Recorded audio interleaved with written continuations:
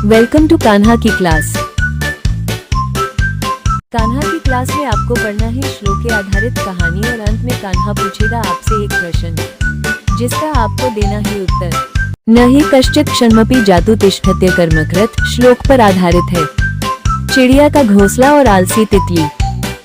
बसंत का मौसम था। जंगल में सब खुश थे। नन्ही चिड़िया फुदकी अपने नए घर बनाने में लगी थी। वो एक एक तिनका चुनकर लाती और बड़े प्यार से अपना घोंसला बुनती। जल्दी जल्दी घोंसला बना लूं, फिर बारिश आएगी तो मैं कहाँ जाऊंगी। अरे फुदकी, इतनी मेहनत क्यों कर रही हो? जीवन का आनंद लो। देखो मैं कितनी सुंदर हूँ और बस आराम से बैठी हूँ। उठो, खेलो जैसे मैं करती हूँ। नहीं आलू, मुझे अपना काम करना है। काम किए बिना कुछ नहीं मिलता। रहने दो फुदकी, काम तो होता ही रहेगा। अभी तो खेलने के दिन है। आलू को लगता था कि बस सुंदर दिखना और आराम करना ही खुशी है। उसे नहीं पता था कि बिना कर्म किए कोई खुश नहीं रह सकता। देखते ही देखते बसंत चला गया और भयंकर गर्मी आ गई। अब जंगल में पानी की कमी होने लगी। उफ, कितनी गर्मी है, कहाँ जाऊँ? कोई ठंडा फूल भी नहीं मिल रहा। मेरे रंग भी फीके पड़ रहे हैं। आलू फुदकी के घोंसले के पास आती है जहां फुदकी आराम से बैठी है। फुदकी, तुम कैसे इतने आराम से हो? मुझे तो धूप ने बेहाल कर दिया है। मेरे पास तो कोई घर भी नहीं है। मैंने अपना घर पहले ही बना लिया था आलू। मुझे पता था कि कभी ना कभी तो मौसम बदलेगा।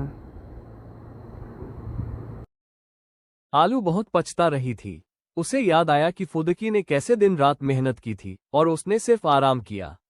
अब उसे अपनी गलती समझ आ रही थी। आलू दादू नीम पेड़ के पास जाती है जो बहुत ज्ञानी लगते हैं।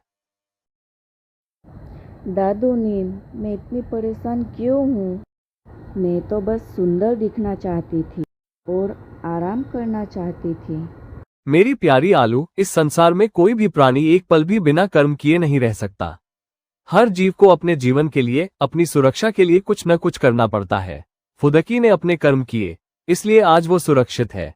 तुमने आराम को ही सब कुछ मान लिया, इसलिए आज तुम परेशान हो। दादू नीम की बात सुनकर आलू की आंखें खुल गईं। उसे समझ आ गया कि न हि कश्चित् क्षणमपि जातु तिष्ठत्य कर्मकृत्, यानी कोई भी एक पल भी बिना कर्म किए नहीं रह सकता। आलू दृढ़ होकर बोली, दादू, आपने मुझे बहुत बड़ी सीख दी। अब मैं भी मेहनत करूंगी। आलू ने अपनी आलस्य छोड़ दी। उसने कड़ी मेहनत की। उसने बीज बोए, उन्हें पानी दिया और उनकी देखभाल की।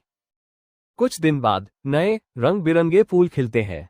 आलू अब खुश और स्वस्थ दिखती है। वो अब सिर्फ फूलों पर बैठती नहीं, बल्कि उन्हें उगाती भी है। आलू अब सिर्फ सुंदर ही नहीं, बल्कि समझदार और मेहनती भी बन गई थी।